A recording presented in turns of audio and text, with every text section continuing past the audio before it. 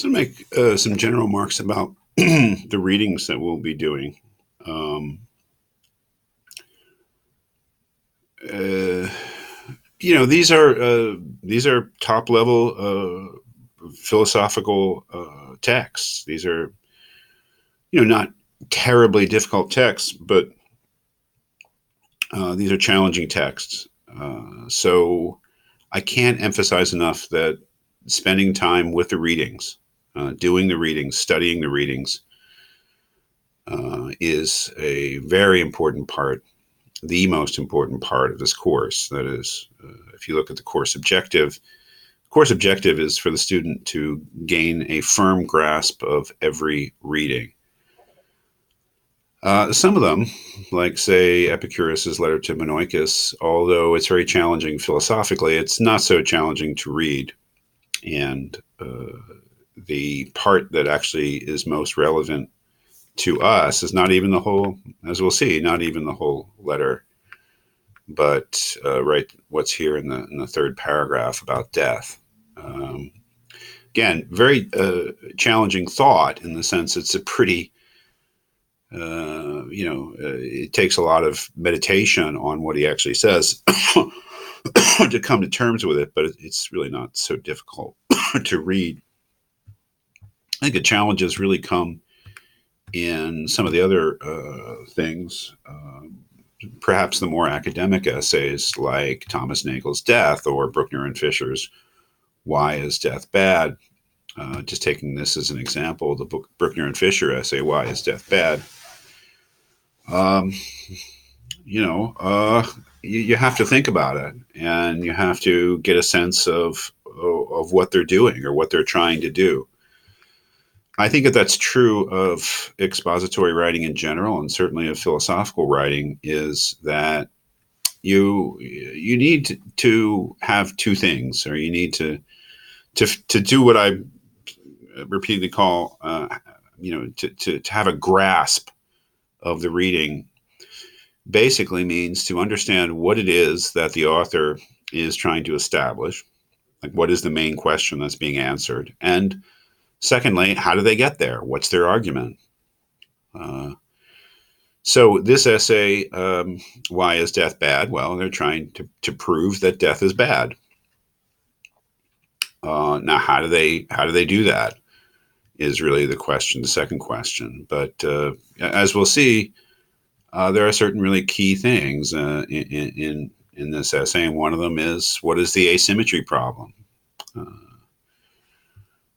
This whole idea of asymmetric attitudes. So having a notion of what the asymmetry problem is, which is certainly something that I'll be talking about in the videos, is absolutely essential to having a grasp of this essay, because they are trying to solve the asymmetry problem to resolve it. But it's not so easy.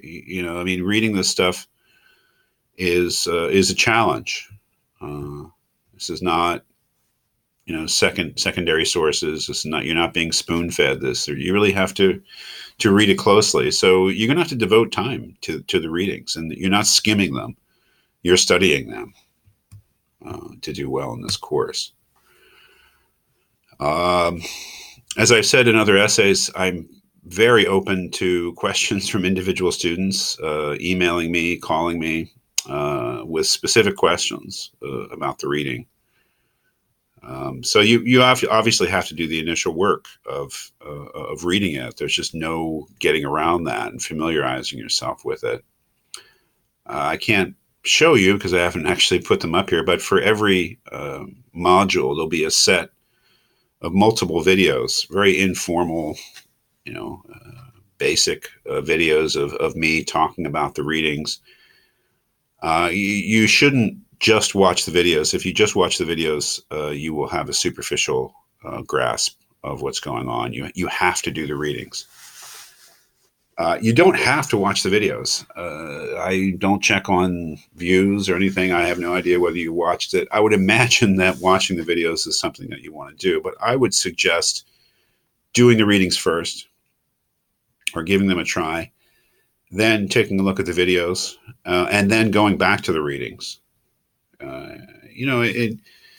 In a classroom situation, when your teacher talks about the readings, they're not really telling you all you need to know. What they're doing, if they're doing their job, is to put you in a better position to read it for yourself. And that is certainly what those videos are meant to do. They're not meant to be a replacement for a reading, personal reading of the text, your own reading of the text. They're meant to help you. So I think ideally, what you want to do is to give the reading a try, look at the videos, and then go back to the reading.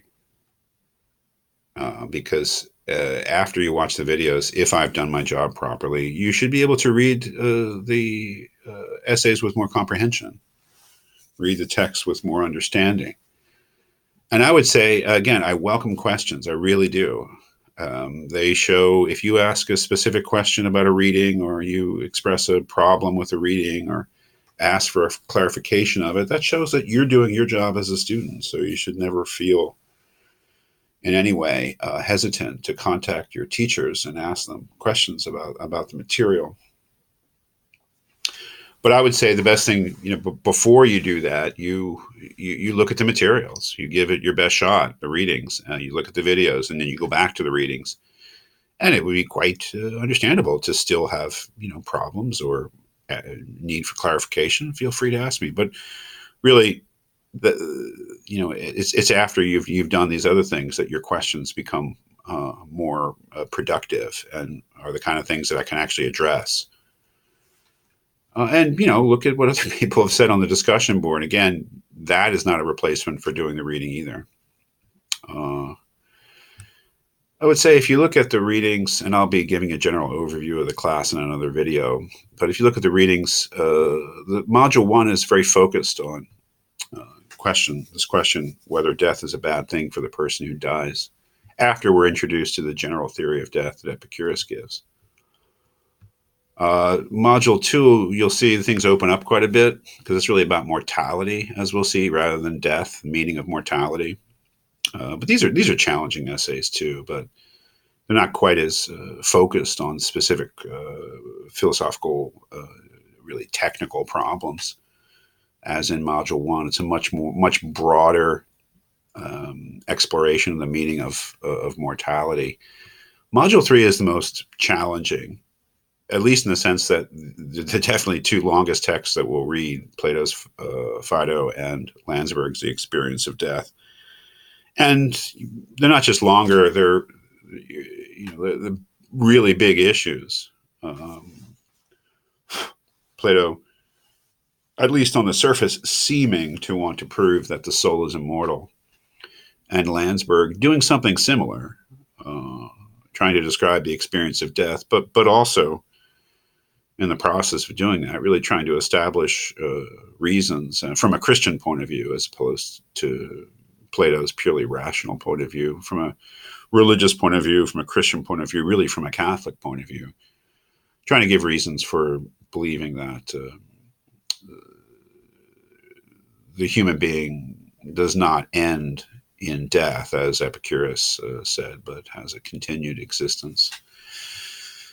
And then a couple of other challenging but also interesting essays by Hartshorne and Jonas, and I'll put that in context why I made those the last readings, and why how I think they relate, especially to what's in Module 3 with Plato and Landsberg. But I just wanted to emphasize, and made this video just to emphasize, that this class is essentially about reading and then commenting on and evaluating what you've read. So the first step, the absolutely first step, is to do the readings thoroughly. And if you don't have time to devote to doing these readings, do not take this class. Okay, I'm not asking for perfect comprehension. I'm not asking for absolute perfection in your knowledge of these readings, but I am asking for you to grasp, them in their essentials and to appreciate them, and that's going to take time.